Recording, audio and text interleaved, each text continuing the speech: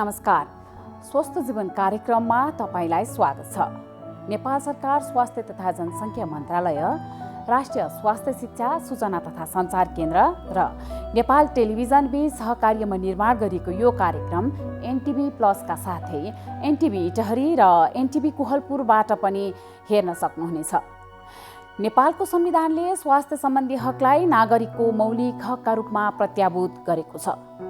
समृद्ध नेपाल सुखी नेपालीको राष्ट्रिय आकांक्षा पूरा गर्न आवधिक योजनाहरूमा पनि गुणस्तरीय स्वास्थ्य सेवामा जनताको पहुँच वृद्धि गर्ने लक्ष्य राखिएको छ भने आधारभूत स्वास्थ्य सेवामा राज्यको लगानी पनि वृद्धि भइरहेको छ।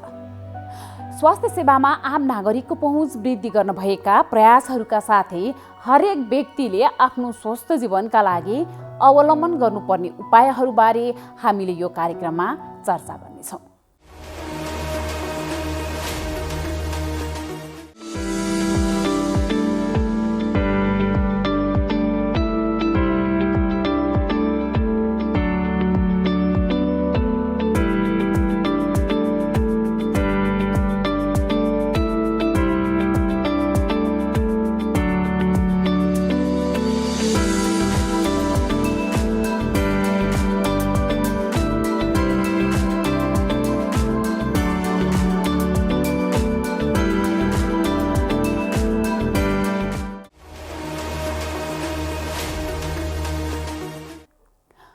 देशभर कोरोना विरुद्धको अर्को चरणको खोप अभियान सुरु भएको छ। चीन सरकारद्वारा अनुदानमा उपलब्ध गराइएको कोरोना विरुद्धको खोप भेरोसिल मङ्गलबारदेखि लगाउन सुरु गरिएको हो। स्थानीय तहको समन्वयमा सुरु भएको यो अभियानमा काठमाडौँ उपत्यकामा 60 देखि 64 वर्ष उमेर समूहका व्यक्तिलाई र काठमाडौँ बाहिर 62 देखि 64 उमेरका व्यक्तिहरूलाई खोप लगाइनेछ भने हिमाली जिल्लाका तिब्बतसँग सीमा जोडिएका पालिकामा भने 18 वर्षदेखि माथिका सबैलाई खोप लगाइनेछ। खोप अभियानबारे विशेष रिपोर्ट आज हामीले प्रस्तुत गर्नेछौँ। कोरोनाको दोस्रो लहरबाट सङ्क्रमित हुनेको सङ्ख्या दिन प्रतिदिन ओह्रालो लाग्न थालेको छ, तर अझै जोखिम भने कम भइ नसकेको विशेषज्ञहरूको भनाइ छ।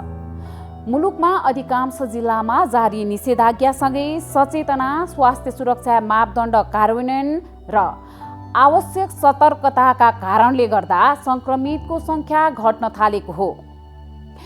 कोभिड-19 सङ्क्रमणको नियन्त्रण र रोकथामका लागि सरकारी र गैर सरकारी निकायहरूले काम गरिरहेका छन्। कोभिड महामारीको रोकथाम तथा प्रतिकार्यका लागि राष्ट्रिय युवा परिषदले के कस्ता गतिविधिहरू गरेको छ त यसबारे स्वास्थ्य संवाद प्रस्तुत गर्नेछौँ। स्वस्थ जीवनका लागि हाम्रो जीवनशैली कस्तो हुनुपर्छ यसबारे विज्ञको सुझाव पनि प्रस्तुत गर्नेछौँ। सुरुमा भने यो विशेष रिपोर्ट।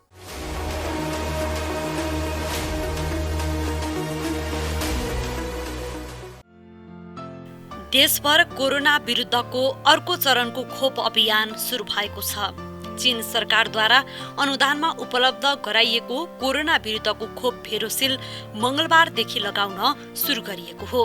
स्वास्थ्य तथा जनसङ्ख्या मन्त्रालयका अनुसार देशव्यापी रूपमा स्थानीय तहको समन्वयमा 60 देखि 64 वर्ष उमेर समूहका व्यक्तिहरूलाई कोरोना विरुद्धको खोप लगाइने कार्यक्रम सञ्चालन गरिएको हो। नेपालमा 60 देखि 64 वर्षका 8.5 लाख जनसङ्ख्या छ। काठमाडौँ उपत्यकामा 60 देखि 64 वर्ष उमेर समूहका व्यक्तिलाई र काठमाडौँ बाहिर 62 देखि 64 उमेरका व्यक्तिलाई खोप लगाइनेछ। हिमाली जिल्लाका तिब्बतसँग सीमा जोडिएका पालिकामा भने 18 वर्षदेखि माथिका सबैलाई खोप लगाइनेछ। हिमाली क्षेत्रमा पटक पटक खोप पुर्याउन गाह्रो हुने भएकाले 18 वर्ष माथिकालाई खोप लगाइने भएको हो। हिमाली जिल्लामा यसअघि 52 वर्षमाथि उमेर समूहका व्यक्तिलाई कोरोना विरुद्धको खोप लगाइसकिएको छ।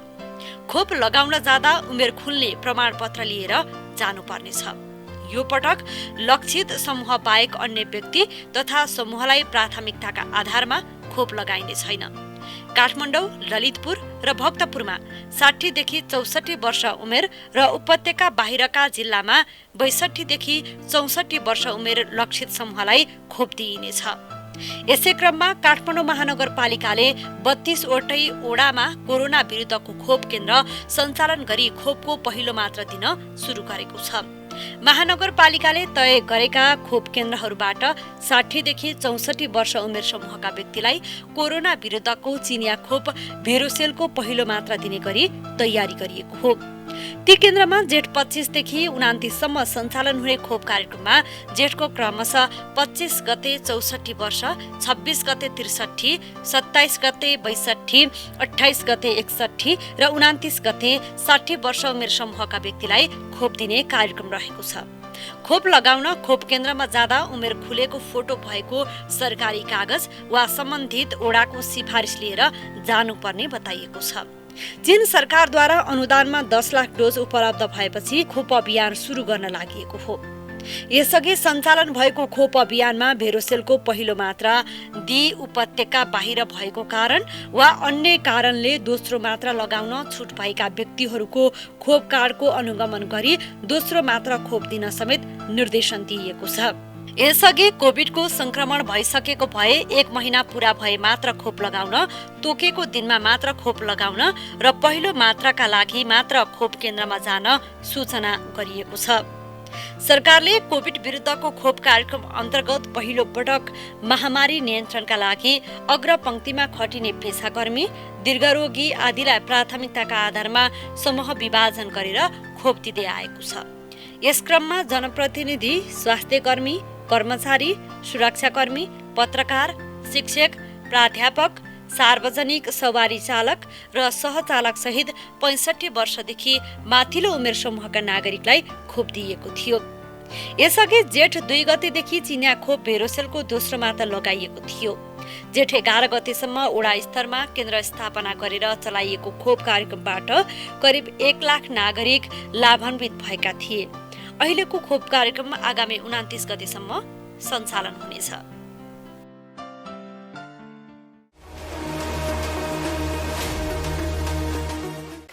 होइन ए दुर्गा, तिमीहरूको बिहा भएको त 3-3 वर्ष भइसक्यो, बच्चा जन्माउने त कुरै छैन बा। अब उहाँ भर्खर जागिर लाग्नु भएको, फेरि त्यति राम्रो कमाइ पनि छैन। अहिले नै बच्चा जन्माएर कसरी हुर्काउने? तपाईले जस्तै वर्षेनी जन्मनु राम्रो हो त। मैले तपाईलाई पहिले भनेको थिएँ नि, परिवार नियोजनको साधन अपनाउनु भनेर, तर मान्नु भएन। खै मैले त उहाँलाई भनेको नि, वास्तै गर्नुहुन्न। मैले त दिदी 5 वर्ष काम गर्ने पाखुरामा इम्प्लान्ट लगाएको छु नि। अर्को आयुसिटी भन्ने पनि हुन्छ, त्यसले एक पटक लगाएपछि 12 वर्षसम्म गर्भ रोक्छ। फेरि बिचमा सन्तानको इच्छा भए निकाल्न पनि मिल्छ। सजिलोको लागि त पिल सकी खाएको भए नि भइहाल्थ्यो नि। त्यही त, अनि 3 महिने सुई पनि छ। नभए दाइले गर्न गरेको भए पनि त हुन्थ्यो। ए परिवार नियोजनको त धेरै साधनहरू रहेछ नि है। अब त म पनि सीमानसँगै स्वास्थ्य चौकीमा गएर परिवार नियोजनको साधन रोजेर प्रयोग गर्छु। सही भन्नुभयो लक्ष्मी दिदीले। जन्मान्तर र इच्छा अनुसार सन्तान जन्माउन अनि सुखी परिवारको लागि परिवार नियोजनको साधन अपनाउनुहोस्। नमस्ते, म डाक्टर सुदन कर्मचारी। एउटा मानसिक स्वस्थ जीवन बिताउनलाई मानिसले गर्नुपर्ने कुराहरूमा चाहिँ तपाईको प्रथम हामीले नित्य कर्महरू गर्छौँ। बिहान उठेर त्यो चाहिँ एउटा टाइमली हुनुपर्छ। त्यो चाहिँ कहिले बिहान, कहिले दिउँसो, कहिले बेलुका, एउटा त्यो चाहिँ त्यसको पनि चाहिँ एउटा चाहिँ स्केड्युल भयो भने चाहिँ त्यो राम्रो रहन्छ। र त्यसपछि जुन चाहिँ हामीले मर्निङ एक्सर्साइजहरू गर्न सक्छौँ, खानपिनमा ध्यान दिनुपर्ने रहन्छ। र जुन चाहिँ हाम्रो बाँकीको एउटा टाइम छ, जुन चाहिँ एउटा प्रोफेसनमा हामी जान्छौँ, त्यसमा चाहिँ एउटा मानसिक रूपमा हेल्दी रहन चाहिँ हामीले जहिले पनि अप्टिमिस्टिक रूपमा चाहिँ सोच्नुपर्छ, आशावादी भएर चाहिँ अगाडि बढ्नुपर्छ र आफ्नो गुणहरूको चाहिँ विकास गर्दै लानुपर्ने हुन्छ। साउजी एउटा चुरोट दिनुहोस् न। उता हेर्नुहोस्। सार्वजनिक स्थलमा धुम्रपान सेवन तथा सुर्ती जन्य पदार्थ बिक्री गर्न मनाइ छ। हजुर चुरोट दिएर ल्याइदिनु।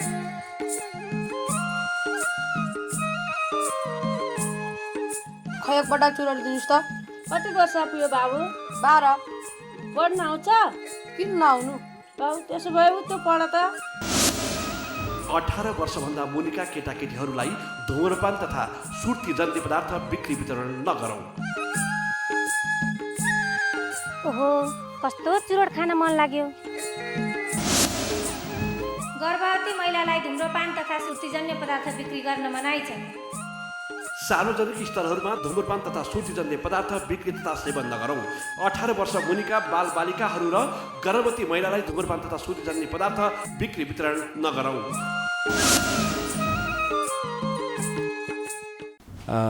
यो कोभिडको खोपको कुरोमा खोप लगाउँदाखेरि कसैलाई अलिअलि ज्वरो आउने यस्तो खालको सामान्य रियाक्सन हुनसक्छ। त्यो भनेको एकदमै नर्मल कुरा हो। तर त्यो खोपले तपाईँलाई चाहिँ कोभिड जस्तो खतरनाक हुन सक्ने रोगबाट चाहिँ बचाउँछ। त्यसकारण यो खोपको बारेमा विश्वको धेरैवटा देशहरूमा धेरै किसिमका परीक्षणहरू भइसकेका छन् र यो खोप चाहिँ सबै हिसाबले सुरक्षित देखिएको छ र विभिन्न यो खोपको चाहिँ प्रभावकारिता अलिअलि फरक भए पनि सबैभन्दा कम प्रभावकारी मानिने खोप पनि 80% जति चाहिँ प्रभावकारी छ। त्यसकारण चाहिँ छिटो खोप लगाएर आफूलाई कोभिडबाट सुरक्षित राख्नु नै बुद्धिमानी हुनेछ। कार्यक्रममा यहाँलाई पुनः स्वागत छ। कोरोनाको दोस्रो लहरबाट संक्रमित हुनेको संख्या दिन प्रतिदिन ओह्रालो लाग्न थालेको छ। तर अझै जोखिम भने कम भइ नसकेको विशेषज्ञहरूको भनाइ छ। मुलुकका अधिकांश जिल्लामा जारी निषेधाज्ञासँगै सचेतना, स्वास्थ्य सुरक्षा मापदण्ड कार्यान्वयन र आवश्यक सतर्कताका कारणले गर्दा संक्रमितको संख्या घट्न थालेको हो। कोभिड-19 को नियन्त्रण र रोकथामका लागि सरकारी र गैर सरकारी निकायहरूले काम गरिरहेका छन्। कोभिड महामारीको रोकथाम तथा प्रतिकार्यका लागि राष्ट्रिय युवा परिषदले के कस्ता गतिविधिहरू गरेको छ त? यसबारे गरिएको स्वास्थ्य संवाद अबको क्रममा।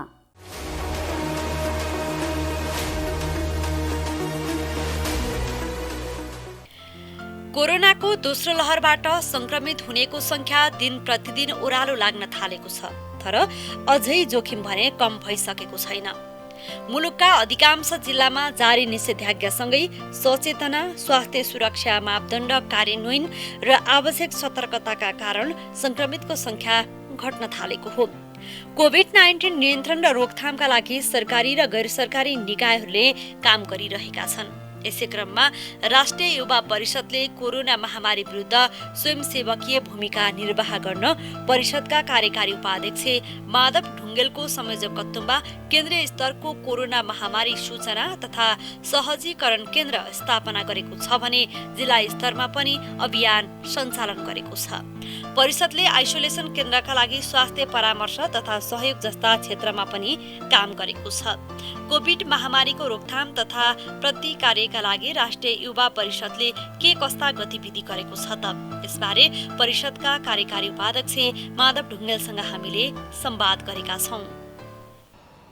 राष्ट्रिय युवा परिषदले यो कोभिडको समयमा खासैले के गरिरहेछ? यो समयमा त युवाहरूको दायित्व झन् धेरै बढेको छ होइन? यस्ता खालको संस्थाको धेरै महत्त्व हुन्छ, आवश्यकता पनि हुन्छ। अहिले खास चाहिँ के गरिरहेछ? यो कोभिड वास्तवमा एउटा संसारभरि सबैलाई एउटा आतंक सृजना गरेर एउटा महामारीको रूपमा आयो। यो हामी पूर्व तयारी हामीसँग पक्कै थिएन। नेपालीहरूको स्वास्थ्य क्षेत्र त्यति मजबुत पनि होइन र हामीले स्वास्थ्य क्षेत्रमा एउटा ठुलो प्रगति गर्न सकिरहेका पनि थिएनौँ। र यति बेला हामीलाई एउटा फिलिङ्स भयो। कस्तो फिलिङ्स हो भने स्वास्थ्य क्षेत्रमा हामी कति कमजोर रहेछौँ भन्ने कुरा चाहिँ राम्रो गरी उजागर भयो। यद्यपि सरकारले छोटो समयमै त्यसको व्यवस्थापकीय काममा एउटा सफलता हासिल गर्यो भन्छु मैले। केही समय आइसियुको बेडको अभाव भयो, केही समय भेन्टिलेटरको अभाव भयो, केही समय अक्सिजन सिलिन्डरको पनि अभाव भयो। सायद केही मान्छेहरूलाई हामीले त्यसबाट पनि चाहिँ हामी त्यसको व्यवस्था गर्न नसकेर मृत्युवरण गर्नुपर्ने अवस्था बन्यो होला। त्यसप्रति नेपाल सरकारको तर्फबाट अथवा हामी सबै नेपालीको तर्फबाट त्यो एउटा चाहिँ क्षमा योग्य कुरा छ सरकारको तर्फबाट।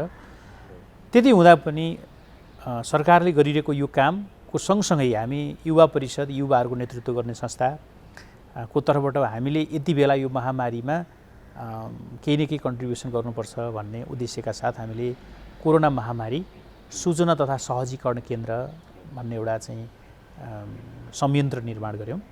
त्यसको सेन्टरमा उपाध्यक्षकै संयोजकत्वमा अथवा मेरै संयोजकत्वमा त्यसको टिम हामीले निर्माण गरेका छौँ, जसमा हामीले वित्तीय संस्थाको प्रतिनिधिलाई पनि राखेका छौँ, एनजिओ फेडरेसनको प्रतिनिधि पनि राखेका छौँ, रिटर्नी माइग्रेन्टको प्रतिनिधि पनि राखेका छौँ, स्वास्थ्य मन्त्रालयको प्रतिनिधि पनि राखेका छौँ, युवा मन्त्रालयको प्रतिनिधि पनि राखेका छौँ।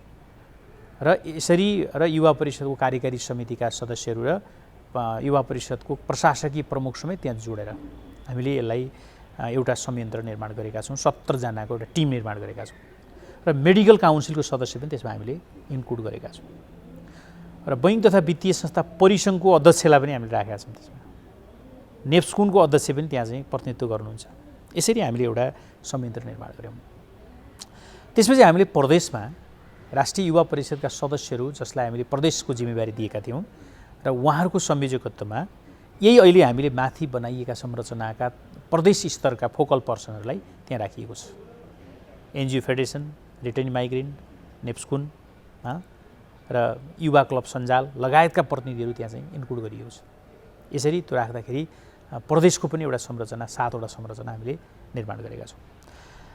र तेस्रो कुरा, जिल्ला युवा समितिका अध्यक्षहरू पनि मनोनयन गर्ने 77 वटा जिल्ला अध्यक्ष पनि भएको यो संस्था भएको हुनाले 77 वटा जिल्ला युवा समितिका अध्यक्षहरूलाई पनि यसको संयोजन गर्ने जिम्मा दिएर अहिले हामीले यसैको यो अहिले हामीले जुन माथि बनाएका संरचनाहरूको जिल्ला स्थित प्रतिनिधिलाई पनि हामीले त्यहाँ इन्क्लुड गरेका छौँ। र यसरी 85 वटा संयन्त्र हामीले निर्माण गरेका छौँ। र यसको काम के त भन्दाखेरि यो टोटल भोलिन्टियर अर्गनाइजेसन हो। यसमा कुनै राज्यको छुट्टै लगानी गरेर छुट्टै चाहिँ कन्ट्रिब्युसन गरेर बनाइएको संरचना होइन। यो टोटल भोलिन्टियर अर्गनाइजेसनको रूपमा हामीले यसलाई स्थापित गऱ्यौँ। कसरी काम गर्ने त भन्दाखेरि भएका केही स्रोतहरूलाई त हामीले निड्डी स्रोतलाई त परिचालन गर्नै पर्छ, नभए अलमोस्ट सबै भोलिन्टियर म बने हामीले यसको तयारी गऱ्यौँ। र सेन्टरमा जस्तो मान्नुहोस् बिमारीलाई ब्लड चाहियो, ब्लडको अभाव हो, त्यो दार्चुलामा हुनसक्छ, ताप्लेजुङमा हुनसक्छ, अथवा काठमाडौँमा हुनसक्छ, या त कुनै भूगोलमा हुनसक्छ। त्यो ब्लडको आवश्यकता भयो भने उसले त ब्लडको नपाएर ऊ छटपटिएको अवस्था हुन्छ भने प्लाज्मा चाहियो, हस्पिटलमा प्लाज्मा खोज्यो, ब्लड चाहियो हो। यसमा युवा परिषदका यी संरचनाहरू एक्टिभ हुनेछन् र त्यो ब्लड डोनर अर्गनाइजेसनहरूको नेम लिस्ट हामीले तयार गरेका छौँ र उनीहरूसँग आवश्यक समन्वय गरेर ब्लडको प्रोभाइड गरिदिने काममा सजिलो गर्छ। त्यसपछि एम्बुलेन्स चाहिन्छ कतिलाई, एम्बुलेन्सको सूचना थाहा हुँदैन, फोन नम्बर थाहा हुँदैन, को कसरी, त्यसको लागि आवश्यक पर्दाखेरि एम्बुलेन्सको सहजीकरण गरिदिने र आवश्यक पर्यो भने यो संयन्त्रभित्र रहेका सबैका आफ्ना गाडीलाई समेत एम्बुलेन्स बनाइदिने। हामीले चढिरहेको गाडी पनि त्यो आवश्यकता पर्यो भने एम्बुलेन्समा रूपान्तरण गरिदिने अथवा बिमारीलाई हस्पिटलसम्म ल्याउनुको लागि सहजीकरणको भूमिका त्यसबाट निर्वाह गरिदिने। दोस्रो र तेस्रो कुरा भनेको अब हस्पिटल चाहियो, आइसियुको बेड चाहियो, भेन्टिलेटर चाहियो। त्यसको लागि आवश्यक हस्पिटलको संयन्त्र सञ्चालक टिमसँग समेत समन्वय गरी कहाँ इमर्जेन्सीमा पुरैपुरी पठाइदिनु पर्ने हो, कुन ठाउँमा खाली छ, कुन ठाउँमा खाली छैन थाहा हुँदैन नि। एउटा हस्पिटलमा गयो ठाउँ नपाएर फर्किनु पर्ने हुन्छ, त्यो दुःख नपाउने गरी आवश्यक संयोजन गरिदिने। या अक्सिजन चाहियो, अक्सिजन सिलिन्डरको सरकारसँग र अरू विभिन्न प्लान्ट्सहरूसँग पनि कोअपरेसन गरेर त्यसको व्यवस्थापन गरिदिन, सहजीकरण गर्ने। औषधि चाहियो, औषधिको सहजीकरण गरिदिने। औषधिका कारखाना, औषधि उत्पादन कम्पनीहरूसँग समेत कोअपरेसन गरेर स्वास्थ्य मन्त्रालयसँगको समन्वय र परामर्शमा त्यो चाहिँ काम पनि गरिदिने। र सँगसँगै अहिले यति बेला यो लकडाउनको बिचमा त चाहिँ कालाबजारी पनि सँगै विस्तार भएर जान्छ भने कालाबजारीलाई नियन्त्रण गर्न कहीँ पनि हाम्रो संयन्त्रलाई कोही पिपुलले आजको भोलि पर्सि आनको तान फरक हुने गरी मूल्य वृद्धि भएको छ भने त्यो चाहिँ आज चाहिँ 50 रुपियाँ किलो पाएको चिज अब चाहिँ 5-10 दिनकै बिचमा 100 रुपियाँ किलो बेच्न थाल्यो भने किन मूल्य वृद्धि भयो त? खाद्यान्न त्यसको जस्टिफिकेसन नहुने मूल्य वृद्धि स्वीकार्य हुन सक्दैन। त्यसले गर्दा आम पिपुललाई हामीसँग एक्सेसमा राख्ने, यदि तपाईँले त्यस्तो फिलिङ गर्नुभएको छ भने तत्काल हाम्रो संयन्त्रमा खबर गर्ने र हामी त्यसलाई सरकारको संयन्त्रलाई आकर्षित गरिदिने र तत्काल त्यसको टेलिफोन रेस्पोन्स अथवा चेतावनी या त कारबाहीको तहमा पुर्याइदिने भनेको कालाबजारी रोक्न सुशासनको क्षेत्रमा पनि यो टिमले चाहिँ कन्ट्रिब्युसन गर्न सक्ने हुनाले हामीले त्यो पार्टलाई पनि सँगसँगै जोडेर लगेका छौँ। सँगसँगै अर्को चिज छ, अब यो सँगसँगै केही समय पछाडि हामी यसलाई उद्यमसँग यसलाई रोजगारीसँग यसलाई चाहिँ उत्पादनसँग जोड्नुपर्ने हुन्छ किनकि अब लकडाउनको बिचमा घरभित्र बसेर मात्रै उत्पादन र त्यसको खाद्यान्न खाने चिज अथवा इकोनोमिक आर्जन गर्ने सबै चिज त पर्याप्त हुन सक्दैन र फेरि हामीले त्यसको लागि पर्यटन जलस्रोत कृषि वन जडीबुटी खनिज नेपालका प्राकृतिक स्रोत साधनलाई नै उद्यमका क्षेत्र मानेर त्यो क्षेत्रसँग रिलेटेड हुने गरी मूलतः कृषि र पर्यटनमा नै त्यो लो क्लासका कृषकहरूलाई हामीले इन्भल्भ गर्नुपर्ने हुन्छ। यो मिसनमा अर्थात् यो काममा चाहिँ कति युवाहरू परिचालित छन् देशभरि गर्ने हो भने कति जति युवाहरू होलान्? यसमा त लगभग अहिले 77 जिल्लामा हाम्रो टिमभित्र लगभग सबै मोबिलाइज भएको टिम र हामीले मोबिलाइज गर्न थालेको र अहिले भोलिन्टियर समेत गर्दा यसमा सक्रिय पङ्क्ति नै झन् 500 भन्दा बढी छ। 500-600 को रेसियोमा त टोटल टिम हाम्रो चाहिँ नेटवर्कमै छ। त्यो टिमले काम गरेर आउँछ र अब यो टिमले अहिले पनि जिल्लाबाट तपाईँले सूचना हेर्नुभयो भने पनि समाचारहरू हेर्नुभयो भने पनि जिल्ला युवा समितिका अध्यक्षहरूले आफ्नो मेहनतबाट आफ्नो परिश्रमबाट आफूले कोअपरेसन गरेर कहिले स्वास्थ्य मन्त्रालयसँगै पनि एप्रोच राखेर औषधि पुर्याइदिनु पर्ने अभाव छ भने त्यो औषधिमा सहजीकरण गरिरहेछन्। जे परो त्यस कामको लागि काम चाहिँ सहयोग पुर्याउने काम गरिरहेछन्। त्यो अहिले सबै संयन्त्र एक्टिभ भएर लागिरहेको अवस्था छ। जस्तै राष्ट्रिय युवा परिषदले युवाको क्षेत्रमा काम गर्ने युवाहरूसँग काम गर्ने हुनाले पनि अलिकति युवाको सुरक्षाको विषयमा पनि ध्यान दिनुपर्छ जस्तो लाग्छ होइन? अहिले यो कोभिडको यो महामारी चलिरहेको समयमा युवाहरूकै सुरक्षाको लागि चाहिँ के गरिरहेको छ? जस्तै उदाहरणको लागि खोपको कुरा गरौँ। अहिले युवाहरूले त खोप पाइरहेको अवस्था छैन, एकदमै लेस प्रायोरिटीमा छन् युवाहरू। खोपको कुरा गर्दाखेरि भनेपछि त्यस्ता खालका कुराहरू मिलाउन र युवालाई सुरक्षित गराउन चाहिँ के कस्ता पहल गरिरहेको छ? यो सरकारको हेड अफ द पर्सन राष्ट्रपति प्रधानमन्त्रीकै तहमा चाहिँ हामीले यसको पहल प्रयास भइरहेछ। त्यो प्राप्त भएको खोपलाई एउटा व्यवस्थित सिस्टम अनुसार आम नेपाली पिपुललाई कोरोनाको खोप दिलाउनुपर्छ। हामीले यसमा स्ट्रङली सबै नेपाली जनता कोरोनाको खोप चाहिँ प्राप्त गर्ने अधिकारबाट विमुख हुनु हुँदैन।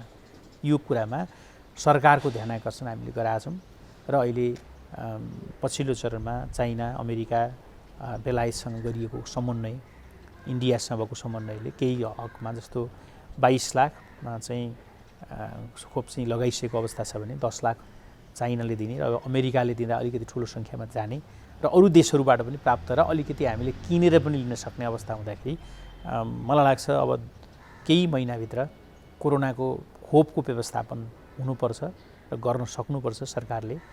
यसलाई सरकारलाई नै यसमा समन्वय गर्न सहयोग पुर्याउनु बाहेक अरूले छुट्टै भूमिका खेल्ने विषय हो जस्तो मलाई लाग्दैन। अरू कुरा अब नेपालमै प्रोडक्सन गर्ने कुराको सन्दर्भ त्यो चाहिँ अर्को हाम्रो रिसर्च साइन्टिस्टको कुरा पनि हो, त्यो पोलिटिक्सको कुरा मात्रै होइन। त्यो पाटो हामी विकास गर्न सक्थ्यौँ भने त्यो अर्को एउटा चाहिँ विजय प्राप्त गर्थ्यौँ। अब खोपको डेभलप गर्न सक्ने तागत हामीले राख्न सकेनौँ। अरू कसैले त्यसको खोपको डेभलप गर्यो, अब अरूबाट हामीले किन्नु पर्ने भयो। हामीले आफै डेभलप गर्न सके भए हामी बेच्ने हुन्थ्यौँ होला, त्यो सामर्थ्य हामीले राख्न सकेनौँ। तर पनि अब खोपबाट आम नेपाली जनतालाई सुसज्जित गराउनुपर्छ र त्यसका निमित्त आवश्यक सहजीकरण चाहिँ त्यो सरकारको आवश्यकता अनुसार युवा परिषदले निर्वाह गर्छ। यसरी यहाँले भने जस्तै देशभरि 500-600 को सङ्ख्यामा सक्रिय रूपमा युवाहरूलाई परिचालन गरेर यहाँले जुन काम गऱ्यौँ भन्नुभयो, गरिरहेछौँ भन्नुभयो, यसको हामीले यो चाहिँ उपलब्धि हासिल गऱ्यौँ अर्थात् हाम्रो सहयोगले यो चाहिँ भयो, यो क्षेत्रमा यस्तो चाहिँ भयो भने खास उपलब्धि के छन्? ठोस उपलब्धिहरू केही छन् कि छैन त्यस्तो देखाउन मिल्ने, देखाउन सक्ने अचिभमेन्टहरू? के मकवानपुरको जिल्ला युवा समितिले त्यहाँको त्यो अक्सिजन सिलिन्डरको अभाव हुँदाखेरि ठुलो मेहनत गरेर त्यहाँ चाहिँ अक्सिजन सिलिन्डर पुर्याउने र त्यहाँको अस्पताललाई त्योबाट सुसज्जित गर्ने काममा महत्त्वपूर्ण भूमिका निर्वाह गरे। त्यो छ्यापछ्याप्दै मिडियामा आइरहेछ। अब झापाको जिल्ला युवा समितिले त्यसै गरी काम गरिरहेछ, गोर्खाको जिल्ला युवा समिति त्यसै गरी काम गरिरहेछ, तनहुँकोले त्यसै गरी काम गरिरहेछ। देशभरिका जिल्ला युवा समितिहरू एक्टिभ छन्। ती सबै मैले समाचार एउटा जिल्लाको नाम लिएर मात्रै म सक्दिनँ, किन उहाँहरूले आफै एक्टिभ भएर काम गरिरहनु भएको छ। मलाई लाग्छ यी भर्खरै मैले रामेछापको जिल्ला युवा समितिले केही सामग्रीहरू चाहिँ जिल्ला डिसिएमसीमा हस्तान्तरण गर्यो। आफ्ना नातागोता इष्टमित्र विदेश बसेका सारा सबै गुहारेर पनि त्यसमा चाहिँ केही फन्ड कलेक्सन गरेर पनि चाहिँ त्यो सेनिटाइजर, मास्क लगायतका चिजहरू अहिले निरन्तर तल पुर्याउने काम भइरहेछ। युवाहरू त्यसमा पनि खटिनु भएको छ। भोकमरी आउँदा चामलका बोरा पुर्याइदिने काममा पनि सक्रिय हुनु भएको छ। तरकारी चाहियो तरकारी पुर्याइदिने कारणसँग डेलिभरी गर्ने कुरामा सहजीकरण गरिरहनु भएको छ। त्यो सबै काम जे आवश्यकता पर्छ, आवश्यक नपरेको काममा दौडिने कुद्ने त कुरा भएन, तर सुरक्षा पनि फेरि यो अहिलेको रोग यस्तो चिज छ कि दौडिने कुद्ने गर्ने पनि त यसको अहिले त्यति धेरै रिलायबल स्थिति छैन। त्यसले गर्दा घरबाटै टेलिफोनबाटै होइन सामाजिक सञ्जालबाटै यो कुरा चाहिँ गर्नुपर्ने अवस्था छ। र अहिले पनि युवा परिषदले स्वास्थ्य परामर्शको रूपमा स्वास्थ्य डाक्टरहरूको बिचमा निरन्तर चाहिँ स्वास्थ्य परामर्श कार्यक्रम चलाइरहेछ। बिहिबार 3 बजेदेखि 5 बजीसम्मको 2 घण्टाको समय सधैँ युवा परिषदको जुम रुमभित्र हामी चाहिँ हजारौँको बिचमा त्यो कार्यक्रम सञ्चालन गरिरहेका हुन्छौँ। त्यसै गरी प्रत्येक दिन जसो युवा परिषदका पोलिसी डायलगहरू भइरहेका हुन्छन्। हामी त्यसमा अहिले स्वास्थ्यको पोलिसीमा ल्याउनुपर्ने सुधारका विषयमा हिजो मात्रै पब्लिक हेल्थको विषयमा एउटा ठुलो डिस्कसन हामीले गरेका छौँ। त्यसै गरी अहिले यस्ता बहस छलफल चलाएर सडकमा युवाहरूका आवाज, सडकमा अथवा सामाजिक सञ्जालमा व्यक्त विचार, सामाजिक सञ्जालमा कुनै पनि इस्युमा लिनुपर्ने फिडब्याकहरू हामी प्लानिङ कमिसनलाई सिंहदरबारभित्र मन्त्रालयहरूमा सम्बन्धित मन्त्रालयमा डेलिभर गर्ने कुराको सन्दर्भमा सहजीकरण पनि गरिरहेछौँ। र यी कामहरूमा युवा परिषदले महत्त्वपूर्ण भूमिका निर्वाह गरिरहेछ। अब यो प्रश्न अलिकति भेग जस्तो पनि हुनसक्छ होइन, यो कुराकानी गर्दै गर्दा यति प्रश्न चाहिँ मैले सोध्नै पर्छ। यद्यपि यो स्वास्थ्य सम्बन्धी कार्यक्रम हो तैपनि अलिकति यो सन्दर्भमा म सोधिहाल्छु। यस्ता खालका महामारीमा जस्तै अहिले कोरोना आयो, योभन्दा अगाडि भूकम्प थियो होइन, यस्ता खालका महामारीमा युवाहरूको सहभागिता चाहिँ कसरी हुनुपर्दो रहेछ, कतिको महत्त्वपूर्ण हुँदो रहेछ, यहाँको अनुभवले के बताउँछ? यो जे मैले अहिले व्याख्या गरिरहेको छु त्यो व्याख्यासँग रिलेटेड भूमिका नै युवाको भूमिका नै हो। जस्तो अहिले भनेको स्वास्थ्य मन्त्रालयले प्रोडक्सन गरेका सूचनाहरूलाई, अथेन्टिक सूचनाहरूलाई जनताको बिचमा पुर्याइदिने, त्यो कन्फ्युजन पारेर होइन कि। त्यसले गर्दा मैले युवा परिषदले जे डेभलप गरेको छ त्यो स्वास्थ्य मन्त्रालयसँगको समन्वय मात्रै गरेको छ। स्वास्थ्य मन्त्रालयको प्रतिनिधि समेत बसेर डाक्टर समीर अधिकारी, डाक्टर अरुण जोशी त्यसमा चाहिँ नियमित रूपमा त्यहाँ चाहिँ इन्भल्भ पनि हुनुहुन्छ। उहाँहरूसँग समेतको सहकार्यमा परामर्शमा स्वास्थ्य मन्त्रालयले डेभलप गरेका सूचनाहरू, त्यसलाई अवेरनेसका सूचनाहरू, स्वास्थ्य सम्बन्धी सूचनाहरू होइन, उहाँहरूले प्रोभाइड गरेका डक्टरहरू जो अथेन्टिक डक्टरहरू छन् ती डक्टरहरूबाट इस्युलाई जे हो त्यो कन्फ्युजन नहुने गरी सिसिएमसीले निर्णय गरेका विषयवस्तुहरू, स्वास्थ्य मापदण्डका ती आधारहरूभित्र बसेर त्यसलाई नै तल पुर्याउनुपर्छ। त्यो वान डोर सिस्टमबाट भनेर हामीले स्वास्थ्य मन्त्रालयलाई नै त्यसको मूल सेन्टर बनाएको छौँ। यो हेल्थको सन्दर्भमा हामी छुट्टै अर्को काम गर्ने कुरा होइन कि स्वास्थ्य मन्त्रालयको कामलाई सपोर्ट गर्ने, सहयोग पुर्याउने कि। किनकि नेपालको चाहिँ स्वास्थ्य क्षेत्रको लिड गर्ने संस्था त स्वास्थ्य मन्त्रालय हो। उसले बनाएका प्लानलाई बरु त्यहीँ सुझाव दिनुपर्छ भने त्यहीँ दिने हो नि। र उसले जे प्लान गरेको छ त्यो प्लानलाई सपोर्ट कसरी पुग्न सक्छ त्यसको आधारमा भूमिका निर्वाह गर्नुपर्ने हुन्छ।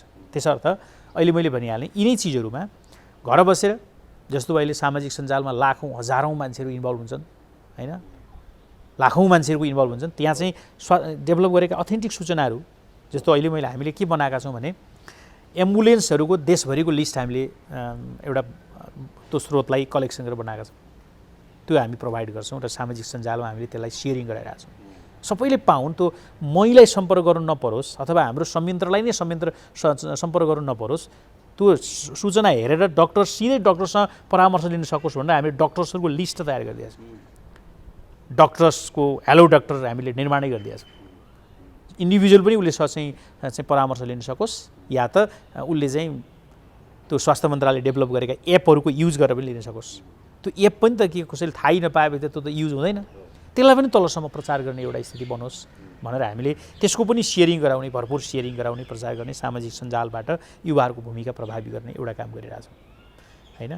अब विभिन्न हिसाबले आइटीको टिमै बनाइदिएछ हामीले। युवा परिषदको एउटा आइटी टिम छ। त्यो आइटी टिमले अथेन्टिक बाहेक सूचना त्यहाँ चाहिँ कलेक्ट गर्दैन, अथेन्टिक सूचनाहरू कलेक्सन गर्छ र त्यसलाई एउटा ब्रान्डमा, नयाँ ब्रान्डमा रूपान्तरण गर्छ र त्यसले बाहिर चाहिँ सार्वजनिक गरिदिन्छ होइन। त्यो काममा हामीले एउटा अर्को टिम परिचालित गरिरहेछौँ होइन। त्यसै गरी अब मैले भनिहालेँ अघि भनेकै सबै स्वास्थ्य क्षेत्रका ब्लड प्रदान गर्ने कुराको सन्दर्भमा, हस्पिटल पुर्याउने कुराको सन्दर्भमा, एम्बुलेन्सका सन्दर्भमा, डक्टरको खोजीका सन्दर्भमा होइन, जे आवश्यक पर्छ त्यसका निम्ति त्यसलाई कम्प्लिटली सपोर्ट गर्ने, टेलिफोनबाट अथवा चाहिँ राज्यको सरकार संयन्त्रसँग जोडिदिने, राज्यका अफसरसँग जोडिदिने हैन। अब त्यो कामका सन्दर्भमा भूमिका निर्वाह गर्न अहिलेको युवाहरूको भूमिका यही नै महत्त्वपूर्ण छ।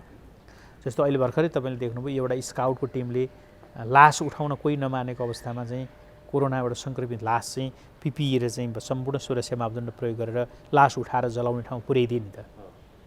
यस्तो काममा पनि कहीँ त्यस्तो भूमिका निर्वाह गर्न सकिने भयो। त्यो पनि गर्न कहीँ आवश्यक पऱ्यो भने, हुन त यो आर्मीले काम गरिरहेछ अहिले, अब कहिलेकाहीँ त्यस्तो पर्न सक्छ नि, गाउँघरमा आर्मी नपुगेको ठाउँमा त्यस्तो खालको समस्या सिर्जना भइदिन सक्छ। त्यति बेला चाहिँ के आर्मी कुरेर बस्ने हो त भन्दा स्वास्थ्यका मापदण्ड चाहिँ कम्प्लिट पुरा गर्नु पऱ्यो। त्यत्तिकै जानु भएन, फेरि अर्को मूर्खता हुन्छ। तर त्यो एउटा मापदण्ड स्वास्थ्य केन्द्र हुन्छ त्यहाँ, त्यसको एउटा चाहिँ अनुमति लिएर त्यसलाई चाहिँ सहजीकरण गर्ने कुरामा भूमिका खेल्न सकिने भयो। अथवा त्यो भएन भने पनि त आर्मी लिएर आउनु पऱ्यो, त्यहाँ लास उठाउनु पऱ्यो, जलाउनु सद्गत गराउनु पऱ्यो। ती कामहरू पनि त भोलिन्टियरका कामहरू हुन् नि त। यस्ता कामहरू पनि भूमिका निर्वाह गर्न सक्ने भयो। र म युवाहरूलाई यो अनुरोध पनि गर्छु, आह्वान पनि गर्छु, किनकि यो भोलिन्टियरिजम भनेको यति ठुलो पावर हुन्छ यो स्वयंसेवकीय काममा। पैसा लिएर तनखा लिएर काम गर्नु र भोलिन्टियरली काम गर्नुमा आकाश जमिनको फरक छ। त्यो भोलिन्टियरिजम भनेको मान्छेको मोटिभेसन हो। त्यो जो पाए त्यसले गर्न पनि सक्दैन। कति मान्छेहरू भोलिन्टियरको रूपमा जान्छन् र तर मात्रै सर्टिफिकेटको लागि, मैले भोलिन्टियर गरेको थिएँ भनेर देखाउनको लागि, त्यस्तो भोलिन्टियरको खासै अर्थ रहँदैन। मोटिभेट भोलिन्टियर चाहियो क्या। म साँच्चै समाजका लागि, कम्युनिटीका लागि, म यो महामारीकोबाट देशलाई जोगाउनको लागि म कन्ट्रिब्युसन गर्दैछु है भन्ने कुराको भावसहित म भर्खर केही समय अगाडि त्यही टिमलाई ओरिएन्टेसन गराएँ हैन। त्यो सहितको जो समर्पित हुन्छ, त्यो समर्पित भएको भोलिन्टियरले केही न केही उसभित्र इनोभेसन जन्मिन्छ, सृजनात्मक काम जन्मिन्छ। उसले आफै समाचार क्रिएट गरिदिन्छ, आफै मिडियालाई आकर्षित गराइदिन्छ। म त्यस्तो आह्वान गर्छु युवालाई, जसले तपाईँको कन्ट्रिब्युसन समाजले देख्न सकोस्, तपाईँको कन्ट्रिब्युसन कम्युनिटीले अनुभूत गर्न सकोस्, तपाईँको कन्ट्रिब्युसनले कोरोनाबाट पीडितहरूले साँच्चै राहतको महसुस गर्न सकुन्। त्यस्तो कन्ट्रिब्युसन तपाईँको इनोभेसनबाट जोडियोस्। किनकि त्यो ताप्लेजुङको बस्तीमा कुन समस्या छ मैले यहाँबाट जान्दिनँ, त्यो त्यहीँको मान्छेलाई त्यहीँको भोलिन्टियरलाई थाहा हुन्छ नि। त्यसैले त्यहीँको जिल्ला युवा समिति त्यसमा चाहिँ क्रिएटिभ र त्यहाँभित्रको इनोभेटिभ युवाले नै त्यसमा भूमिका निर्वाह गर्नुपर्ने हुन्छ। त्यसैले देशभरि जहाँ समस्या छ, समस्याको समाधान खोज्ने कुराको सन्दर्भमा तपाईँको गति यस्तो बनोस्, त्यो इनोभेटिभ र सृजनशील गति बनोस्। म युवाहरूलाई यो आह्वान गर्न चाहन्छु। जस्तै अब यो समयमा चाहिँ म पनि अरूलाई सहयोग गर्छु, उद्धार गर्छु, यसरी चाहिँ भोलिन्टियर काम गर्छु भनेर कुनै युवाले सोच्नुभयो भने सम्पर्क गर्न सक्ने ठाउँहरू कहाँ छन्? जस्तै युवा परिषदसँगै म आबद्ध हुन्छु भनेर चाहनुभयो भने त्यो पाइन्छ कि पाइँदैन र सम्पर्क कहाँ गर्ने त्यो पनि भनिदिनुहोस् न। त्यो त युवा परिषदको वेबसाइट छ, मेल एड्रेस छ, तपाईँले एप्लिकेसन दिन सक्नुहुन्छ। म भोलिन्टियर काम गर्न चाहन्छु भनेर एप्लिकेसन दिएर म यो एउटा निश्चित हामीले त्यो मापदण्ड बनाइदिन्छौँ। त्यो मापदण्डभित्र उहाँहरूले काम गर्नुहुन्छ, काम गरेको रिपोर्ट उहाँहरूले तयार गर्नुहुन्छ, रिपोर्ट हामीलाई पेस गर्नुहुन्छ र त्यो रिपोर्ट जसले पेस गर्छ र जसले कन्ट्रिब्युसन गरेको फेरिस्तसहित पेस गर्छ उहाँलाई हामीले एउटा सर्टिफिकेट दिन्छौँ। बास त्यो भनेको रिकगनाइज गरिएको हो र उसलाई रेकर्डमा राख्छौँ र उसको हामी लिङ्कअपमा राख्छौँ र भोलि पनि उसलाई परिचालन गर्ने कुराको सन्दर्भमा उसको पहिलो प्रायोरिटीमा जसले युवा परिषदको मातहत भोलिन्टियरिजमको एउटा क्षेत्रमा काम गरेको छ। हामी 12वटा क्षेत्र छन् हाम्रो भोलिन्टियरिजमका, विपद व्यवस्थापन, पर्यटन प्रवर्धनमा युवा, कृषि प्रवर्धनमा युवा हैन, त्यसै गरी जातीय उन्मूलन र यो विभेदका विरुद्धको अभियानमा युवा, यस्ता धेरै चाहिँ 12वटा विधा छन्। त्यो विधाभित्र स्वास्थ्य सचेतनामा युवा हैन। अब यी सबै विधाभित्र हामीले चाहिँ भोलिन्टियर परिचालन गर्छौँ। यो युवा परिषद भनेको youth volunteer development and mobilisation centre पनि हो। यो youth entrepreneurship development and mobilisation centre पनि हो युवा परिषद। Youth innovation and incubation centre पनि हो। युथ लिडरसिप डेभलपमेन्ट सेन्टर पनि हो। Youth and opportunity bridging centre हो। युवा र अवसरको बिचमा पुलको सेतुको भूमिका निर्वाह गर्ने एउटा चाहिँ त्यसलाई सहजीकरण गरिदिने पुलको काम गरिदिने। युवा पल्लो कतातिर छ, अवसर कहाँ छ थाहा पाउँदैन, बाटो तय गरिदिनु पऱ्यो नि, त्यसमा एकअर्कामा ठ्याक्क जोडेर स्किल कुन स्किल के काम, त्यसको स्किल र उसको कामको म्याचिङ गराइदिने। त्यसको भनेको युवा स्किल डेभलपमेन्ट गराएर त्यो स्किल र कामको बिचमा म्याचिङ गरेर उसलाई जोडिदिने कामको भूमिका खेल्ने संस्था पनि भएको हुनाले हामी यसका सबै युवाहरूका क्षेत्रमा काम गर्छौँ। यो युवा क्रस कटिङ इस्यु हो। हाम्रो एउटै मात्रै विधा हुँदैन, किनकि यो युवा भन्ने चिजको कुनै एउटा सीमित क्षेत्र छैन, यो बृहत्तर क्षेत्रको बहुआयामिक क्षेत्र भएको हुनाले 8वटा मन्त्रालयका सचिव यसको पदेन सदस्य हुने व्यवस्था छ। प्लानिङ कमिसनको सचिवालय सदस्यको चाहिँ सदस्य रहनेछ। कृषि स्वास्थ्य मन्त्रालयका सचिवहरू पनि यसको पदेन सदस्य हुनुहुन्छ हैन। उद्योग श्रम मन्त्रालय पनि यसको पदेन सदस्य हुने व्यवस्था छ। त्यसैले यसलाई सबै क्षेत्रसँग जोडिएर विकास गर्न खोजेको छ नेपाल सरकारले, युवाको सर्वाङ्गीण विकाससँग जोडिएर। त्यसैले आज हामी स्वास्थ्यमा केन्द्रित छौँ, किनकि आज सबभन्दा ठुलो इस्यु स्वास्थ्यको इस्यु बनेको छ। अब भोलि त्यो स्वास्थ्यको इस्यु एउटा ठाउँमा पुर्याइसकेपछि हैन, यसलाई यो हामीले पार लगाइसकेपछि अर्को उद्यमको इस्यु उजागर हुन्छ, हामी उद्यमको इस्युमा जान सक्छौँ, अर्को इस्युमा जान सक्छौँ। इस्यु कुन बेला कुन प्रभावी हुन्छ त्यो समयले निर्धारण गर्छ, तर युवाका इस्युहरू क्रम बाई क्रम युवा परिषदले त्यसलाई हाइलाइट गर्दै अगाडि बढाउँछ।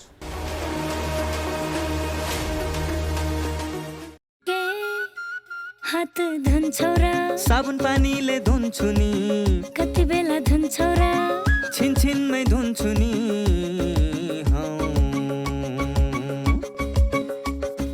घरमा पस्दा अफिस पस्दा सधैँ धुन्छु हात, कोरोनालाई यसै गरी भगाइदिन्छु म त। घरमा पस्दा अफिस पस्दा सधैँ धुन्छु हात, कोरोनालाई यसै गरी भगाइदिन्छु म त। भान्सा छिर्नु अगाडि, खाना खानु अगाडि, जहाँ त्यही छोएपछि हातले छोपी खोकेपछि, हात धुन्छौ र साबुन पानीले धुन्छु नि, कति बेला धुन्छौ र छिनछिनमै धुन्छु नि।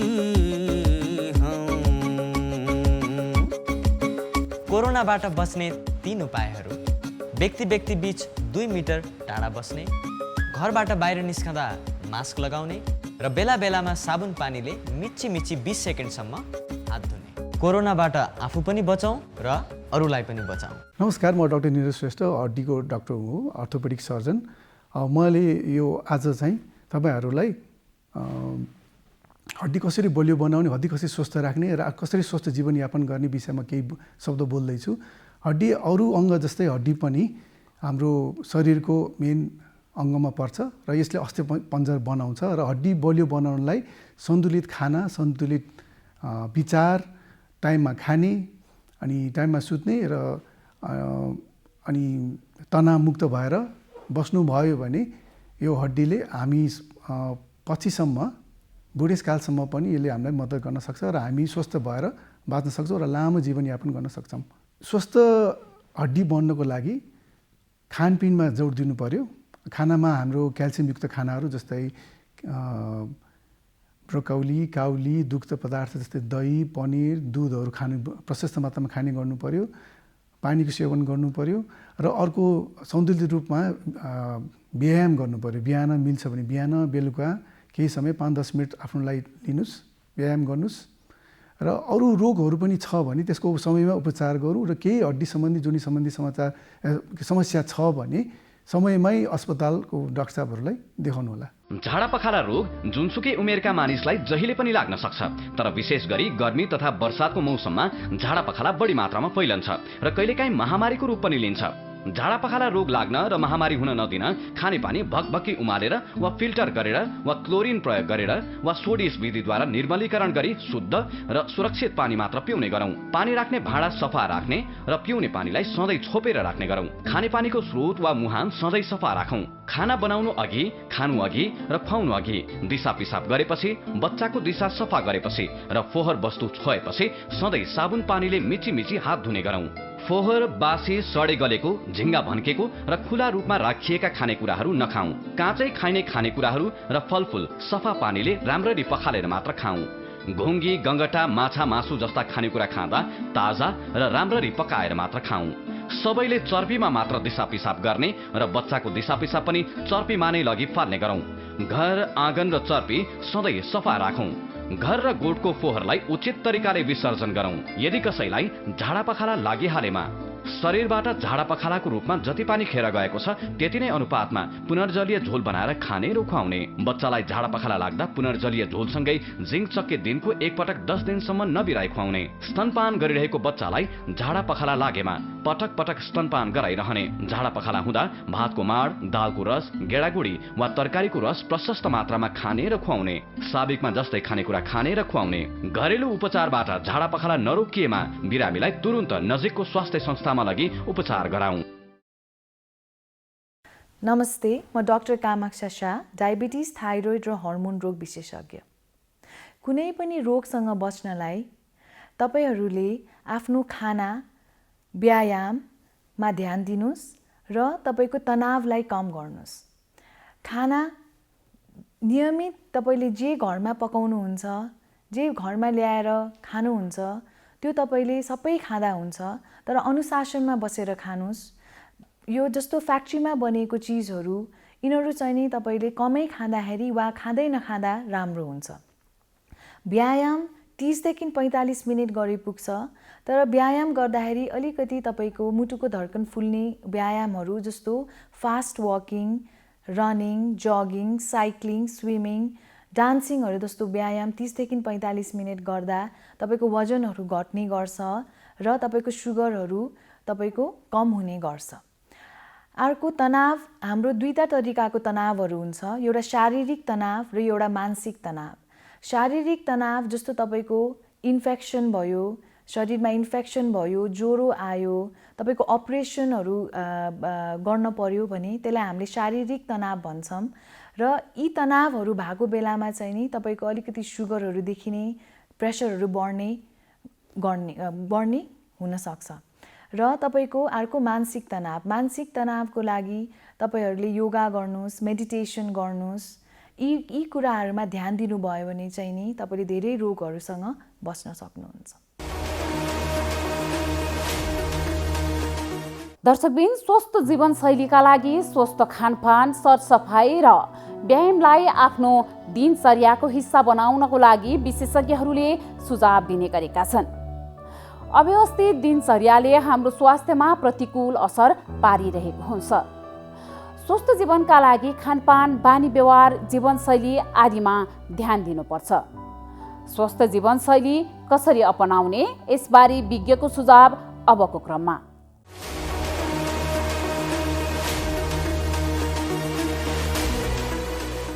नमस्कार, म डाक्टर धर्मागत भट्टराई, म बालरोग तथा रोग प्रतिरक्षा विशेषज्ञ हुँ। अहिले दोस्रो लहरसँगै कोरोना भाइरसले लगाउने रोग कोभिड बच्चामा र किशोरहरूमा पनि बढी मात्रामा देखिएको छ र बच्चाहरूलाई र किशोरहरूलाई पनि सङ्क्रमण दर सँगसँगै जटिलता हुने प्रतिशत बढेको देखिएको छ। यस्तो अवस्थामा बच्चालाई विशेष गरी ज्वरो सँगसँगै श्वास प्रश्वासका समस्याहरू र पाचन प्रणाली सम्बन्धी समस्याहरू बढी देखिएका छन्। त्यसकारण हामीले आफ्ना बालबालिकामा श्वास प्रश्वास सम्बन्धी समस्याहरू जस्तै ज्वरो आउने, रुगाखोकी जस्ता सिम्टम देखिने, खोकी लागिरहने, श्वास प्रश्वासमा समस्या हुने, श्वासको गति बढ्ने र कोखा हान्ने जस्ता श्वास प्रश्वासका समस्या र ज्वरो सँगसँगै बान्ता आउने, झाडा पखाला लाग्ने र पेट दुख्ने जस्ता समस्याहरू बच्चामा देखिएमा पनि यो कहीँ कोभिड त होइन भनेर सोच्न जरुरी छ। र यस्ता प्रकारका लक्षणहरू देखियो भने यसलाई हामीले पहिला त्यसमा खतराका सङ्केतहरू देखिएका छन् कि छैनन् भनेर बुझ्नु जरुरी छ। यदि बच्चालाई सामान्य ज्वरो र रुगाखोकीका मात्रै लक्षणहरू छन् र हाम्रो जल विनियोजन नभइसकेको कन्डिसनका पाचन प्रणालीका जस्तो झाडा पखाला जस्ता लक्षणहरू छन् भने घरमै हामीले केयर गर्न सक्छौँ। त्यस्तो अवस्थालाई सामान्य अवस्था भनिन्छ र जस्तो ज्वरोको लागि प्यारासिटामोल र जल विनियोजनको अवस्थामा रोक्नको लागि चाहिँ जीवन जल जस्ता कुराहरू हामीले घरमै दिन सक्छौँ। घरमा उपलब्ध भएका होम एभाइलेबल फ्लुइड भनेका घरमा उपलब्ध झोल पदार्थहरू दिन सक्छौँ र बच्चालाई पूर्ण रूपमा मोनिटर गर्न सक्छौँ। त्यसको लागि हामीले उसको तापक्रम नापिरहने र बेला बेलामा उसको अक्सिजनको स्याचुरेसन नापिरहने गर्न सक्छौँ। यदि बच्चाको अक्सिजनको स्याचुरेसन 92 या त्योभन्दा कम अथवा बच्चाको श्वासको गति बढ्नु या बच्चाको कोखा हान्नु या बच्चामा बच्चाको शरीरबाट पानी र लवणहरू सिद्धिनु, जल विनियोजन हुनु, यस्ता प्रकारका लक्षणहरूलाई खतराको सङ्केत भनिन्छ।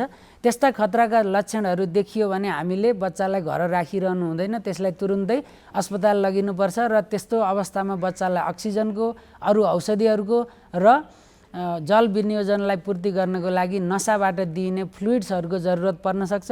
त्यस्ता जटिल कन्डिसनहरूमा हामीले स्वास्थ्य संस्थाको मद्दत लिन जरुरी छ र बच्चालाई कोभिड भइसकेपछि सामान्य अवस्थामा जब घर राखिएको छ उसलाई केयरटेकरको निगरानीमा आइसोलेट गरेर राख्न जरुरी छ। तर त्यति बेला उसका क्रियाकलापहरू, उसको श्वासको गति, उसको अक्सिजनको स्याचुरेसन, तापक्रम जस्ता कुराहरू हामीले मोनिटर गरिरहन जरुरी छ। बच्चालाई कोभिड भइसकेको अवस्थामा यस्ता सावधानी अपनाउन जरुरी छ भने कोभिड नभइसकेको स्थितिमा उसको शारीरिक, मानसिक र सामाजिक स्थितिको पनि हामीले देखभाल गर्न जरुरी छ। शारीरिक स्थितिलाई चुस्त राख्नको लागि हामीले बच्चाको पोषणमा कुनै पनि प्रकारको कमी ल्याउनु हुँदैन। कार्बोहाइड्रेट, प्रोटिन, फ्याटी एसिड भएका कुराहरू, खनिज पदार्थ, भिटामिन, झोल पदार्थहरू र रेसेदार खानेकुराहरूको कुनै कमी ल्याउनु हुँदैन। 6 महिनासम्म को उमेरको बच्चालाई जसले आमाको दुध पिएको छ स्तनपानमा कमी ल्याउनु हुँदैन। स्तनपानलाई निरन्तरता दिइराखौँ र त्यसभन्दा पछिको बच्चालाई सेमिसोलिड डाइट र ठुलो बच्चामा हामीले दिने सन्तुलित भोजनमा कुनै कमी ल्याउनु हुँदैन।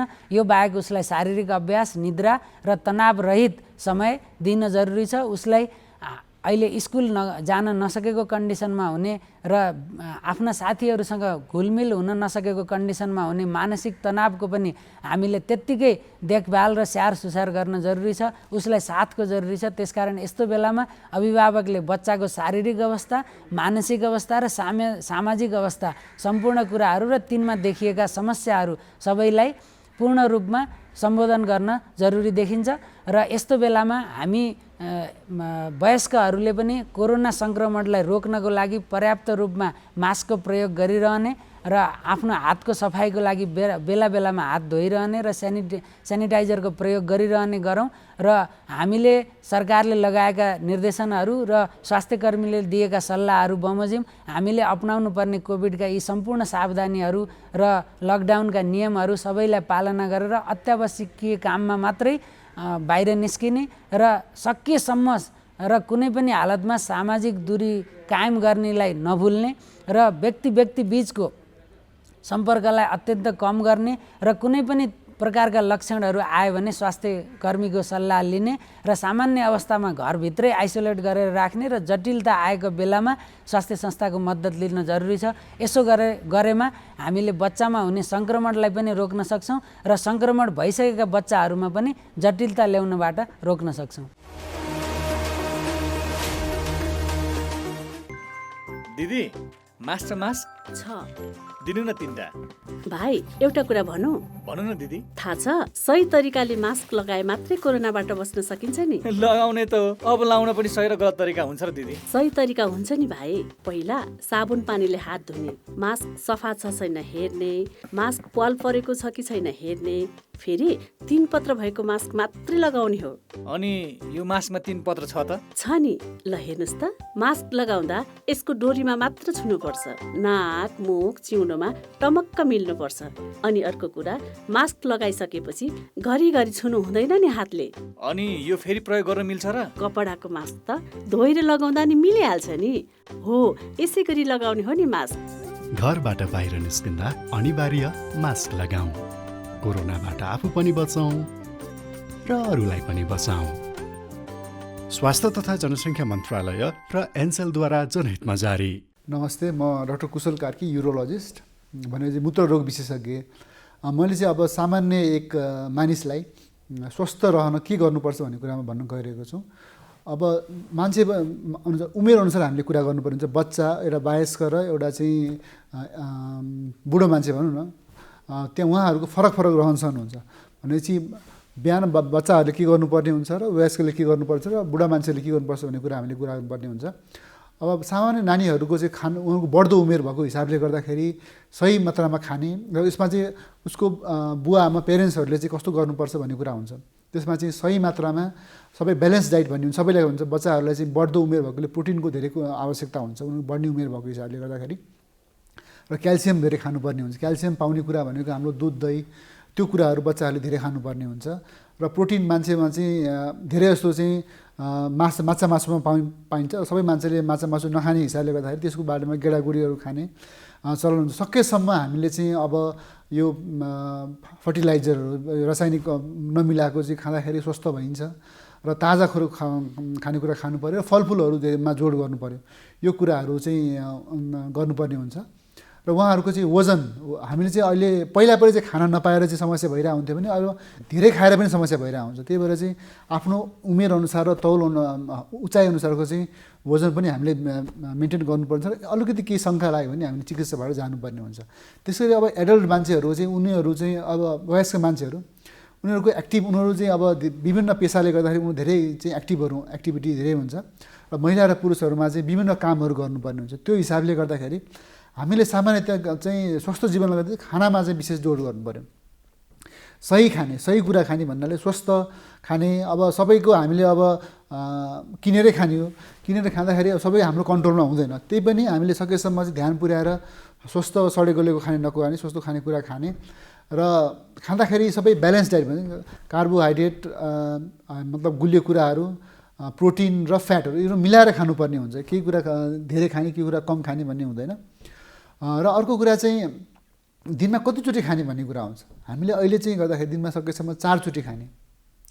4 चोटि चाहिँ खाँदाखेरि एकचोटि टन्न चाहिँ अटेस गरी खानु हुँदैन, बरु थोरै खाने, ब्यालेन्स पुरै सबै कुरा मिलाएर खाने। यो कुरो खानेकुरा कुरो। अर्को चाहिँ अनि आज म मूत्ररोग विशेषज्ञ भएको हिसाबले गर्दाखेरि झोल कुराहरूमा चाहिँ अलिक बढी जोड दिनुपर्ने हुन्छ हामीले। मैले भन्दाखेरि चाहिँ लगभग एउटा एडल्ट मान्छेले चाहिँ दिनमा 2 देखि 2.5 लिटर पिसाब निकाल्नु पर्ने हुन्छ। यो हामी नापेर बस्ने कुरा हुँदैन। सामान्यतया हामीले अन्दाजको भरमा चाहिँ त्यति भएन भने चाहिँ हाम्रो शरीरमा चाहिँ झोल कुरा पुगेको छैन भन्ने कुरा थाहा हुन्छ। र अर्को यसलाई थाहा पाउने कुरा चाहिँ हाम्रो पिसाबमा चाहिँ कलर आउनु भएन। पिसाब बिहान एकचोटि गर्दाखेरि चाहिँ पहेँलो पिसाब आउन सक्छ, तर त्यसपछिको पिसाबमा पहेँलो रङ आयो भने हामीले खाएको झोल कुरा पानी पुगेको छैन भन्ने बुझिन्छ। र पिसाब गर्दाखेरि पोल्नु भएन, दुख्नु भएन। यति कुरा चाहिँ हामीले हरेकचोटि विचार गर्नुपर्ने हुन्छ। यो पुगेन भने चाहिँ हामीले अब पानीहरू जस्तै खानु पऱ्यो। अर्को चाहिँ अब खानपान सँगसँगै अब यो एक्सर्साइजको कुरा, शारीरिक व्यायामको कुरा हो। अब पहिलाको जीवनशैली अहिले फरक छ। त्यही भएको हिसाबले हामीले दिनको चाहिँ आधा घन्टा भयो भने आफ्नो शरीरको लागि चाहिँ छुट्याउनु पर्ने हुन्छ र हामीले गर्ने व्यायामहरू गर्ने, शरीरलाई स्वस्थ राख्न चाहिँ यो कुराहरू गर्नुपर्ने हुन्छ। र अझ तपाईँको 45 वर्ष 50 वर्ष पुगेपछि अझ हामीले आफ्नो स्वास्थ्यको लागि चाहिँ अब एउटा लगानी नै गरे जस्तै हो। तपाईँले जति यसलाई चाहिँ ध्यान दिनुपर्ने हुन्छ, पछि गएर तपाईँको त्यति नै फाइदा आउँछ। जस्तै यसमा पनि हामीले अब खानपिन, अब 50 वर्ष पुगेपछि खानपिनमा चाहिँ हामीले पहिला जस्तो चाहिँ एकदम धेरै खाने, प्रोटिन धेरै खाने, फ्याट धेरै खाने, नुन धेरै खाने त्यो गर्नु भएन। त्यो सबै कुराहरू कम गर्नु पऱ्यो र व्यायामको कुराहरू अहिले पनि त्यति नै आवश्यक छ। र अब यसमा चाहिँ पिसाब मूत्ररोग भएको हिसाबले गर्दाखेरि अब महिला पुरुष दुवैमा चाहिँ अब 50 वर्ष पुगेपछि पिसाबको समस्याहरू बढ्न जाने भएको हिसाबले गर्दाखेरि राति सुतेपछि कतिचोटि पिसाब फेर्न उठ्नुपर्छ र उहाँहरू दिनैपछि कति पिसाब फेर्न गइरहनु भएको छ, पिसाब गर्दा केही समस्या छ कि छैन, पिसाबमा रगत आएको छ कि छैन, पिसाब गर्दा चाहिँ फिज आएको छ कि छैन, यो कुराहरू चाहिँ विचार गर्नुपर्ने हुन्छ। र कति महिलाहरूमा चाहिँ अब पिसाब आफै बग्ने, उहाँहरूले चाहिँ लाजको कारणले गर्दाखेरि भन्नु हुँदैन। यो कुराहरू लाग्ने बित्तिकै डक्टरबाट चाहिँ जानुपर्ने हुन्छ र यसले गर्दाखेरि हामीलाई चाहिँ अरू रोग लाग्नबाट पनि बचाउँछ। सामान्यतया चाहिँ यही हो। अब यो चाहिँ हाम्रो एउटा चाहिँ फिजिकल हेल्थको कुराहरू भयो, हाम्रो चाहिँ हाम्रो भित्रको चाहिँ शारीरिक स्वस्थताको कुरा हो। यो बाहेकको पनि अब हाम्रो अर्को चाहिँ मानसिक स्वस्थताको पनि कुराहरू आउँछ। कतिको चाहिँ मान्छेहरूले धेरै चिन्ता गर्ने। अब अर्को पाटो पनि तपाईँहरूले चाहिँ अब हामीले इन्फर्मेसन पाउनेको यो सामाजिक सञ्जाल हुन्छ नि, फेसबुकबाट अब टिकटकबाट, यसमा चाहिँ कतिपय गलत सूचनाहरू पनि आइरहेको हुन्छ। त्यो कुराहरू चाहिँ ठ्याक्कै हामीले पत्याउनु हुँदैन। यो चाहिँ एकदम इम्पोर्टेन्ट कुरा छ। यस्तो केही लागेपछि एउटा विज्ञसँग सल्लाह गरेर यो सही हो कि होइन र यसले गर्नुहुन्छ कि भन्ने सल्लाह लिनु चाहिँ एकदम आवश्यक हुन्छ। यदि कसैलाई ज्वरो आउने, टाउको दुख्ने, मांसपेशीहरू दुख्ने, आँखाका गेडीहरू दुख्ने, जोर्नीहरू करकरी खाने, हड्डीहरू दुख्ने, सँगसँगै शरीरमा विभिन्न किसिमका छालामा रातो दाग आउने लक्षणहरूमा देखियो भने त्यो डेङ्गे रोग पनि हुन सक्दछ। यो लामखुट्टेले विशेष गरेर साँझ बिहान टोक्ने गर्दछ। साँझ बिहान बाहिर निस्किनु पर्यो भने लामबाउले कपडाहरू लगाउनुपर्छ। शरीरका नछोपिएका भागहरूमा लामखुट्टेलाई दबाउने क्रिमहरूको प्रयोग गर्नुपर्दछ। पानी जम्न सक्ने ठाउँहरू जस्तै गमलाका प्लेटहरू, टायरहरू खोज्ने, त्यसमा लार्भा छन् भने त्यसलाई नष्ट गर्ने। डेङ्गु रोगबाट बच्नको लागि हामीले लामखुट्टेको टोकाइबाट बच्न जरुरी छ। हामी सचेत बनौँ, त्रसित नबनौँ। डेङ्गु रोग नियन्त्रणका लागि समुदायका सम्पूर्ण व्यक्तिहरू घर घरबाट जुटेर खोज र नष्ट गर अभियानमा सहयोग पुर्याउँ र डेङ्गु रोगबाट हुन सक्ने महामारीबाट सम्पूर्ण समुदायलाई जोगाउँ। नमस्कार, मेरो नाम चाहिँ पलेश्वर जोशी लाखे हो। म त्रिभुवन युनिभर्सिटी टिचिङ हस्पिटलको सर्जन हो, पेट सम्बन्धी सर्जन हो। अब उत्तम जीवनशैली भन्नाले अब त्यो प्रत्येक व्यक्तिमा फरक फरक हुनसक्छ। मेरो लागि चाहिँ बिहानै सबेरै उठेर थोरै व्यायाम गरेर अनि पोषणयुक्त खानेकुरा खाएर र आफूलाई जहिले पनि एक्टिभ राखेर एउटा त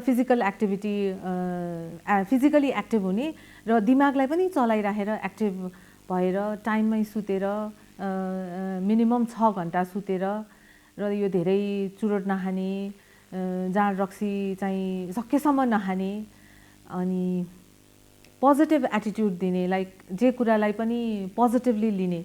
भनिन्छ नि एउटा ग्लासमा आधी पानी भरेको ग्लास छ भने कसैले चाहिँ यो आधी पानी भरेको छ भन्छ, कसैले चाहिँ आधी खाली भनेर भन्छ। सो हामीले चाहिँ जहिले पनि आधी भरेको छ भने पोजिटिभ एटिट्युड लिनु पर्यो।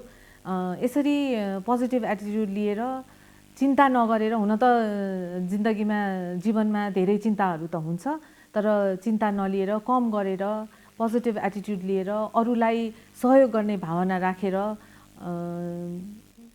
त्यसरी चाहिँ आफ्नो जीवनशैली हुनुपर्छ जस्तो लाग्छ।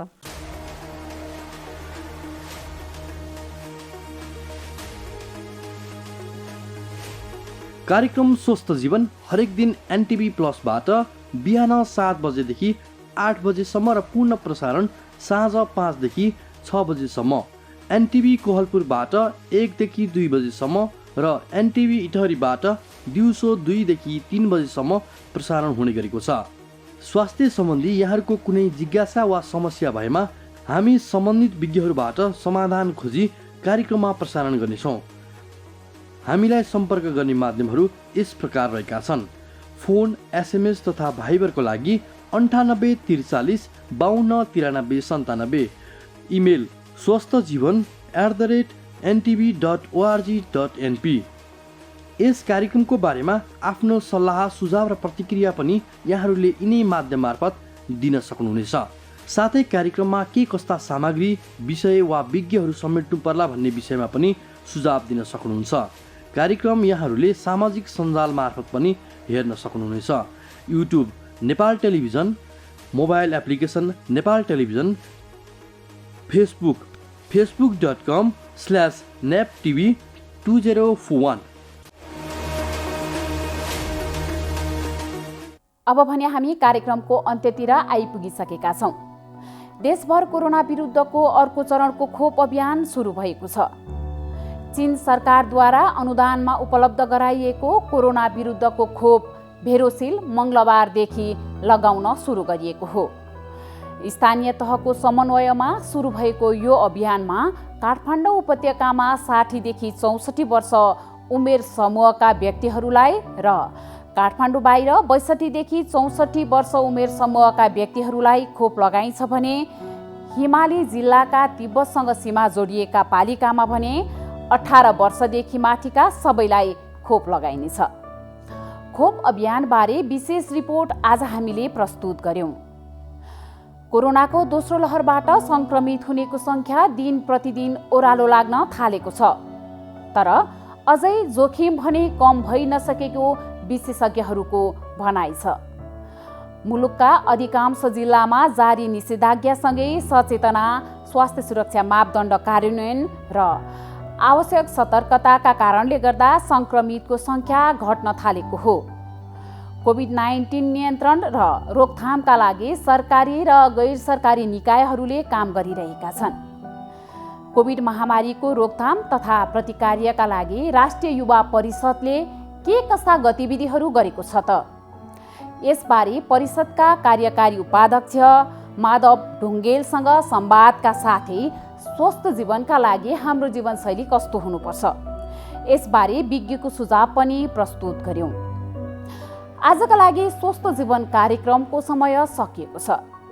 यो कार्यक्रम नेपाल टेलिभिजनको वेबसाइट www.nepaltvonline.com तथा नेपाल टेलिभिजनको मोबाइल एप र फेसबुक, युट्युब जस्ता सामाजिक सञ्जालमा पनि हेर्न सक्नुहुनेछ। यो कार्यक्रममा तपाईका स्वास्थ्य सम्बन्धी समस्या, सरकारले प्रवाह गरेका स्वास्थ्य सेवा अथवा हाम्रो कार्यक्रमबारे कुनै पनि जिज्ञासा भए हामीलाई सम्पर्क गर्न सक्नुहुनेछ। सम्पर्क माध्यम हामीले टेलिभिजन स्क्रिनमा देखाइरहेका छौं। तपाईका समस्यालाई हामीले सरकारी अधिकारी वा विज्ञ मार्फत समाधान गर्ने प्रयास गर्नेछौं। आजका लागि स्वस्थ जीवन कार्यक्रमबाट हामी सबैलाई बिदा दिनुहोस्। नमस्कार।